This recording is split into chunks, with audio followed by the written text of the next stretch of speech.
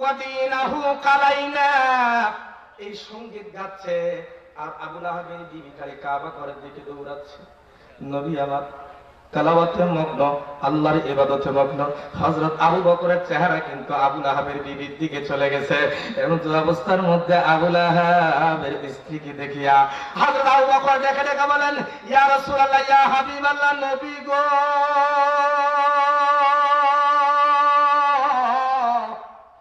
তাকায় দেখেন ওই যে আবু লাহাবের বউ আছে, না জানি সে আপনাকে লাঞ্ছিত, বঞ্চিত, অপমানিত করবে।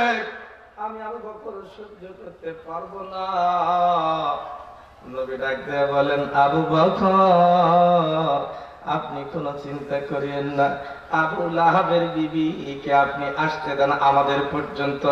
আবু লাহাবের বিবি ওই জায়গা গিয়া হাজির। আমার দিকে লক্ষ্য করেন, এই যে মাদ্রাসার ছাত্ররা এই জায়গায় আছে। ফজরের রাতে এবার তো হুজুর ওখানে স্টার্ট হয়েছে কি হয় না? কয়জন ছাত্র তাড়াতাড়ি বলেন? 12 জন। গত বদরি সদস্যের পরে মনে হয় স্টার্ট হয়েছে, তাই না? আলহামদুলিল্লাহ। আমরা গত বদরি সদস্যের মিটিংটার পরে হজ্জ উদ্বোধন করার কথা ছিল। 12 জন ছেলে হজ্জ করছে।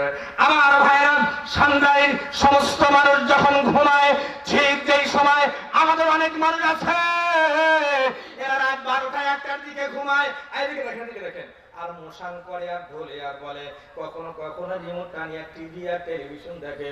আর কয়েক বন্ধু ফোন দিয়ে বলে, দোস্ত খবর কি? দোস্ত কিন্তু ফোন ধরে না। পরের দিন দোস্ত কিন্তু ফোনটা ব্যাক করছে। কি তোকে রাতের বেলা ফোন দিলাম, তুই কেন ফোনটা ধরলি না?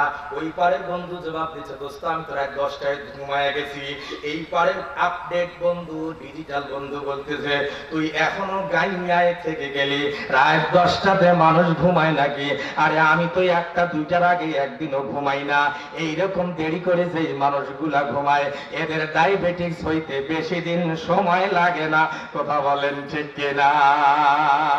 আমার ভাইরা, সামনের অনেক মানুষ দেখবেন যখন ঘুমাতে যায়, তখন আমাদের এই মাদ্রাসার এই যে ঘরটা, এই মাদ্রাসার হাফজখানার ছাত্রগুলা রাত 4টা 4:30, এখন একটু রাত 12, 7টা 4:30, যখন রাত ছোট হয়, রাত 3:30টার দিকে ছাত্ররা উঠিয়া তেলাওয়াত করে আর বলে,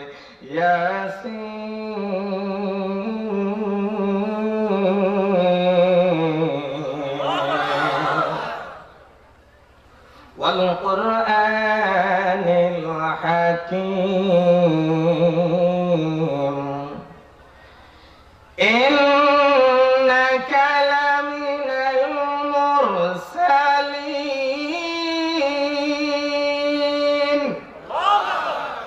তেলাওয়াত করে সুন্দর করে। সবাই যখন ঘুমায় তখন তারা তেলাওয়াত করে। নবী বলেন, কোন মানুষ যদি, কোন সন্তান যদি ওর মা বাবার কবরের পাশে গিয়ে সূরা ইয়াসিনটা তেলাওয়াত করতে পারে, আল্লাহ রাব্বুল আলামিন ওর মা বাবা আপনজনের কবরে আষাঢ় মাসের বৃষ্টির চাইতে আরো বেশি গতি দিয়া আল্লাহর রহমত দান করতে থাকে। আপনার ছেলে ইংরেজিতে কথা বলতে পারে, জানেন, দোয়া করে দিন তো, দোয়া করে দিন, দোয়া করে দিন। দোয়া করে দেবো তো কি হয়েছে? দোয়া দেবো তো, অসুবিধা কি? দোয়াই করি, টাকা তো আসছেন না আপনি। আমার ছেলেটা এবার পরীক্ষাটা ভালো করে জিপিএ 5 যেন পায়, দোয়া করে দিয়েছে। আর এবার মেট্রিকে জিপিএ 5 পাইছে, আইএ পরীক্ষা যখন চলে এসেছে আবার দোয়া সাথে হুজুর এইবার রেজাল্টটা ভালো হয়। ওটা যখন পাওয়া গেছে, বুয়েটে চান্স পাওয়া গেছে, বুয়েটে পরীক্ষা দিয়েছে, ওটার জন্য ভালো হয়। বাপ খালি কতজনের সামনে কাছে গেছে, আমার বেটা বুয়েটে ভর্তি পরীক্ষা দিয়েছে, তোর বেটা কি রে করার? কিন্তু এই কথা বলার সাহস দেখায় না যে আমার বেটা 30 পারা কোরআন পড়তে পারে। মুসলমান হিসেবে তো আমাদের গর্ব করা এটার দরকার, আমার ছেলে সবকিছু শেখার আগে কোরআন পড়তে পারে, নামাজ ঠিক মতো পড়তে পারে, এটা সবার আগে সন্তানকে শিক্ষা দেওয়া দরকার আছে না? আবু লাহাবের বউ আছে মুজাম্মামান আবাইনা, ধারালো পাথর, এটা হুজুর গেছে ফাস করতে। ওটা না তো আপনি পাশে বাংলাদেশে যখন ধান লাগাই আমরা, ইড়ি ধান আর আমন ধান, পাথরি মাটি, খেজুর গাছ। আর ওই তাইফের মাঝে কিছুটা আছে, আমি গুনাহগার যেহেতু গিয়েছিলাম, তাইফের মাঝে কিছুটা সবুজ শ্যামল দেখা যায়, সুন্দর সুন্দর ফল সেখানে আছে। আমার বাবাজিরা আমার দিকে দেখেন, পাথরি মাটি, একেবারে মরুভূমি মাটি। এই অবস্থার মধ্যে তারা পাথরটাই তাদের সবচেয়ে বড়। আবু লাহাবের বিবি একটা ধারালো পাথর নিয়ে, আবু লাহাবের বিবি এভাবে দৌড়াচ্ছে, মানে ধারালো পাথরটা দিয়ে আমাদের নবীকে কাটবে। আর সে সঙ্গীত গাচ্ছে, মুজাম্মামান আবাইনা, ওয়া দীনাহু কালাইনা ওয়া আমরুহু আসাইনা। নবীজিকে যখন আবু বকর বললেন, ইয়া রাসূলুল্লাহ দেখেন আসতেছে, নবী ডাকতে বলে, আবু বকর আপনার চিন্তার কোনো কারণ নাই, আপনার দায়িত্ব আপনি পালন করেন, আপনার কাম আপনি করেন, আমার কাম আমাকে করতে দেন। ওই সময় ধরুন আমি যে সূরা ইয়াসিনটা তেলাওয়াত করলাম, আমার ভাইরা আল্লাহর নবী মনে হয় সূরা ইয়াসিনটা অথবা কোরআনে কারীমের কোন একটা তেলাওয়াত শুরু করে দিয়েছেন, সুমধুর কণ্ঠে গুনগুন করে আল্লাহর নবী তেলাওয়াত করতেছেন। আর আবু লাহাবের বিবি এসে আমার দিকে দেখেন, আবু বকরকে ডাক দেয়া বলেন রাদিয়াল্লাহু তাআলা আনহু, ডাক দেয়া বলেন, আবু বকর একটু আগেই তুই এখানে তোমার নবী মুহাম্মদকে দেখলাম রে আবু বকর, বল জলদি বলো তোমার নবী কোন জায়গায় গেল। হযরত আবু বকর তো দেখতে পাচ্ছেন, হায় সর্বনাশ, নবী আমার এই জায়গায় বসে বসে কোরআন পড়ে। আল্লাহু আকবার বলেন, আল্লাহু আকবার। নবী আমার এই জায়গায় বসে বসে কোরআন পড়ে, আর আবু লাহাবের বিবি আবার ডাক দেয়া বলে, তাফসীর ইবনে কাসীর সূরা লাহাবের তাফসীরে দেখবেন পরিষ্কার আল্লাহ ইবনে কাসীর রাহমাতুল্লাহ আলাইহি লিখেছেন, আবু লাহাবের স্ত্রী বলেন, ও আবু বকর একটু আগে তোমার নবীকে দেখলাম এই জায়গায় বসা ছিল, কোন জায়গায় গেল? আবু বকর দেখেন নবী তো ঠিকই বসে আছে। আবু লাহাবের বউ বুঝে আমার নবীকে দেখতে পায় না, নবীর সাহাবী জীবনে তো মিথ্যা কথাও বলা যায় না। ওই সময় আবু লাহাবের স্ত্রীকে লক্ষ্য করে আমাদের নবীর সাহাবী হযরত আবু বকর বলেন, রে উম্মে জামিল রে, নবী আমার কোন জায়গায় সেটা তুমি নিজেই দেখে বের করে নাও। আমার জানা মতে নবী তো আমারও জানা মতে একটু আগে এই জায়গাতে ছিল। আল্লাহু আকবার বলে একটু আগে ছিল। শোন, তোর নবী আমাদের ধর্ম গায় ছাড়াই, এই বাচ্চা বাচ্চা তো কাই মিস কল দিছে রে, যেটা উঠিবে তোমার কাম মিস কল দিছ, ফাজি যাস না, তোরাই তো আমার কলিজার টুকরা, তোরাই তো আগামী দিনের ভবিষ্যৎ। এক কথা বল ঠিক না? সময় ছাড়িস না। আবু লাহাবের বিবি বলতেছে, আবু বকর শোন, কি তোর নবীকে বলে দিবি, এই যে সূরা নাযিল হয়েছে না, তোর নবীকে বলে দিবি যেন কখনো আমাদের ধর্ম নিয়ে গালিগালাজ না করে, শের জন্য রচনা না করে। আবু বকর যখন ডাক দিয়ে বলেন, ম্যাডাম ম্যাডাম আপনি এগুলো কি বলেন, আমাদের নবীতে এরকম কোনো কাম আমার জানা মতে জানা নাই। তো বলে গেলাম আরজন শুনি না, কারণ এই কোরআনে কারিমের ছন্দে ছন্দে আল্লাহ এত সুন্দর মিল দিয়েছেন। আপনি দেখেন না, আপনি এই ছেলে দেখ না, সূরা লাহাবটা কি সুন্দর তেলাওয়াত, তাব্বাত ইয়াদা আবি লাহাবিন ওয়া তাব মা আগনা আনহু মালুহু ওয়া মা কাসাব সায়াসলা নারান যাতা লাহাব ওয়া ইমরাতুহু হাম্মালাতাল হাতাব। মিল আছে না নাই? ও বলেন আছে না নাই? আবু লাহাবের বউ বছর তোর নবী যারা এগুলো কাম না করেন, সে এর জন্য রচনা না করে, কবিতা যেন আবৃত্তি না করে, আমাদের ধর্মকে যেন গালিগালাজ না করে। হয়তো আবু বকর বলেন, আমার নবী এগুলো কাম কোনোদিনও করে না। না, এই যে নাযিল হয়েছে এইভাবে ব্যবহার করে বলতেছে। আবু বকর বলছেন, খবরদার, আমার রাসূল এমনটা করতে পারে না। ঠিক আবু লাহাবের বিবি ধমক দিয়া চলে গেলেন। একটু পরে নবী, এই এদিকে দেখেন, একটু পরে নবীকে লক্ষ্য করে আমরা কিছু মানুষ যখন আছেন না নাই, আছেন না নাই, পাড়ানো সিমচি দেয় যেমন নবীজি মাঝে মাঝে নামাজ পড়তেন, এত লম্বা নামাজ পড়তেন।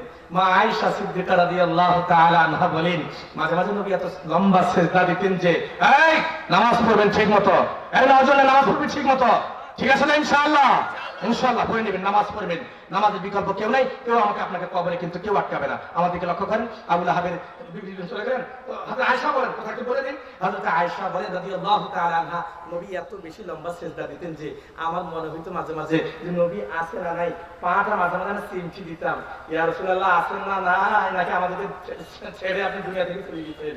রাসূলুল্লাহ নামাজ শেষ করে বলছেন, আয়েশা 5 সিমটাইলা কেন? নবী আপনি যে লম্বা সিজদা দিবেন, আর সুবহান রাব্বিয়াল আলা, সুবহান রাব্বিয়াল আলা, সুবহান রাব্বিয়াল আলা করতেছেন আপনি, আমার তো মনে হয় আপনি নাই। আয়েশা রে, আমি নবী আছি। হযরত আয়েশা রাদিয়াল্লাহু আনহা বলেন, এত লম্বা সিজদা, নবীজি বলেন, আফালা আকুনা আবদান শাকুরা, তিনি বলেন আপনার সামনের পিছনের সব গুনাহ আল্লাহ মাফ করে দিয়েছে, এরপর তো লম্বা সিজদা কেন? হযরত রাসূল বলেন, শোনো, আফালা আকুনা আবদান শাকুরা, আমি কি আল্লাহ শুকরিয়া আদায়কারী বান্দা হব না যে আল্লাহ আমার সামনে পিছনে সব গুনাহ মাফ করে দিয়েছে? তার দরবারে তো আমাকে লম্বা লম্বা সেজদা দিয়া তাকে সন্তুষ্ট করতে হবে।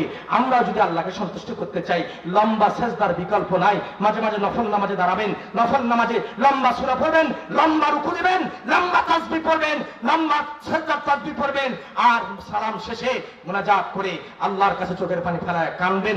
দুনিয়ার মানুষের কাছে চাওয়ার আগে, সবার আগে কার কাছে চাইতে হবে? আল্লাহর কাছে চাইতে হবে। সম্মানিত হাজির, আল্লাহ তাআলার নবী বলেন, ও আবু বকর শুনেন শুনেন,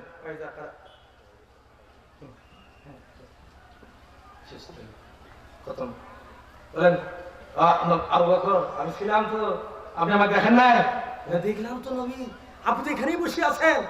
আপনার হাতে বলতে বললেন যে কোথায় গেল? হযরত রাসূল বলেন, আল্লাহুম্মা ইযা ক্বারাআতাল কুরআন জাআলনা বাইনাকা ওয়া বাইনাল্লাযীনা লা ইউমিনুনা বিল আখিরাতি হিজাবাম মাসতুরা। আল্লাহু আকবার বলেন। নবী বলেন, আবু বকর শুনেন, আল্লাহ বলেন যখন কোন বান্দা কোরআন পড়ে, কোরআন পড়ার আল্লাহকে খুশি করার জন্য কোরআন পড়ে, কোরআন তেলাওয়াতকারী আর ঈমানদার আর বেঈমান, এই দুইজনের মাঝখানে আল্লাহ একটা পর্দা দিয়ে দেয়। আবু বকর, যখন আপনি খবর দিলেন আবু লাহাবের বিবি আসতেছে, আমি কোনো কাম করি নাই, আমি আল্লাহর কালামটা তেলাওয়াত করা শুরু করে দিয়েছি। আল্লাহ রাব্বুল আলামিন আমার আর আবু লাহাবের স্ত্রীর মাঝখানে একটা পর্দা দিয়ে দিয়েছেন ফেরেশতাদের দ্বারায়, যার কারণে আমি এই জায়গায় বসেই ছিলাম, আবু লাহাবের স্ত্রী আমাকে দেখতে পায় নাই। কোরআন তেলাওয়াতের বদৌলতে আমার আল্লাহ আমাকে হেফাজত করেছেন। আমার ভাইরা, আমি আপনাদের মাঝে একটু বলে যাই শেষ পর্যায়ে, এ ভাই, শেষ ফিনিশিং এ চলে এসেছি আমি, খুব ভালো করে শোনেন। এই যে মাদ্রাসা এই জায়গায় অবস্থিত, হুজুর বললেন 12 জন ছেলে হেফজ কোরআন করছেন, যাদের সন্তানরা হাফেজ কোরআন হচ্ছে, এদের চেয়ে সম্মানী আর কেউ হতে পারে না, দুনিয়াতেও হতে পারে না, আখিরাতেও হতে পারে না। নবী বলেন, যার ছেলে হাফেজ কোরআন হবে, উলবিসা ওয়ালিদাহু তাজান ইয়াউমাল কিয়ামা, তার মা আর বাবা দুইজনের মাথার মধ্যে আল্লাহ পাক দুটা জান্নাতি মুকুট পরায়া দিবে। এজন্য বলছি শোনেন, যাদের বাচ্চা আছে, আমার চাওয়া হলো এই মাদ্রাসায় অনাবাসিক শাখাও আছে, এদিকে দেখেন, ক্লাস 1 2 3, শিশু 1 2 3 চারটা ক্লাস আছে। চ্যালেঞ্জ করে বলছি আপনাদের পাশে শিক্ষা প্রতিষ্ঠান বীরগঞ্জের Ibrahim memorial school and college হয়ে গেছে এখন ইব্রাহিম মেমোরিয়াল। মাঝে মাঝে আমি সেখানে যাই, তারা নিয়ে যায় আমাকে। কিছু বাচ্চা সেখানে সুন্দর করে তেরাত বলে, সুন্দর করে গজল বলে। আমি জিজ্ঞাসা করি, এত সুন্দর করে বাচ্চাটা কোরআন তেলাওয়াত করলো কোন জায়গায় শিখছে? ওই সময় মাস্টাররা ডেকে ডেকে বলে, হুজুর এগুলা হলো আপনাদের মাদ্রাসার ফসল, ওখানে 3 পড়িয়াছে, এখানে আসে 4 আর 5 ভর্তি হয়েছে, বেটা ঠস ঠস করে অলরাউন্ডার হয়ে গেছে, বাংলাও পারে, ইংরাজিও পারে, অঙ্কও পারে, কোরআনও পারে, হাদিসও পারে, আমাদেরকে মাঝে মাঝে নামাজও পড়ায়, ইমামতিও পারে। আমার ভাইরা শোনেন, আরে সবাই তো হুজুর হলে চলবে না, আমাদের দেশে ডাক্তার, মাস্টার, ইঞ্জিনিয়ার সবার দরকার আছে, কিন্তু একটা জিনিস মাথায় রাখতে হবে, সবাই আলেম হওয়া শর্ত না, কিন্তু সবার জন্য নামাজ পড়া শর্ত। কথা বলেন ঠিক কিনা?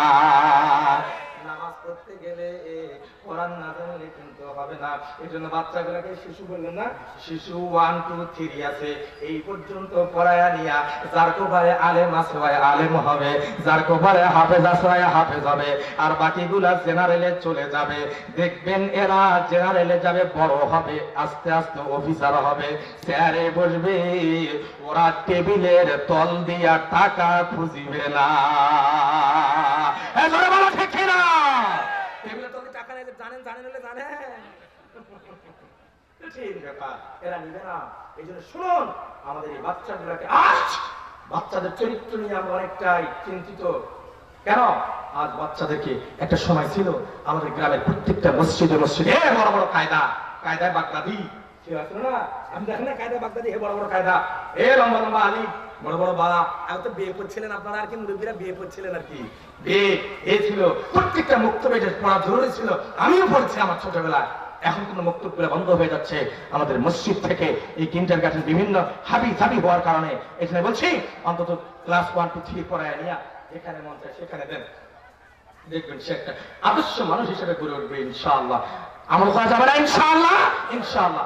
আর যারা চান আমি একজন হাফিজের বাবা হব, আলিমের বাবা হব, তারা এগুলো করার পরে এরপরে মাদ্রাসায় দিয়ে দিবেন, দেখবেন ইনশাআল্লাহ। চ্যালেঞ্জ করে দিলাম, চ্যালেঞ্জটা ছাড়ি দিয়ে উঠে গেলাম, এই চশমাটা হাতে নিয়ে নিলাম, চ্যালেঞ্জ ছাড়ি দিলাম। আজ পর্যন্ত কোন হাফিজ আর আলেম তার মা বাবাকে কষ্ট দেয় নাই, মা বাবাকে কখনো বৃদ্ধাশ্রমে রাখে নাই, মা বাবার গায়ে কখনো হাত তোলে নাই, মা বাবা অসুস্থ হয়ে আছে খবর নেয় নাই, এমন কোন হাফেজ আলেম আজ পর্যন্ত গোটা বাংলাদেশ জুড়ে নাই। এজন্য আসুন, সুনাগরিক সুমানুষ করতে চাইলে এই মাদ্রাসা শিক্ষা এবং ধর্মীয় শিক্ষার বিকল্প নাই।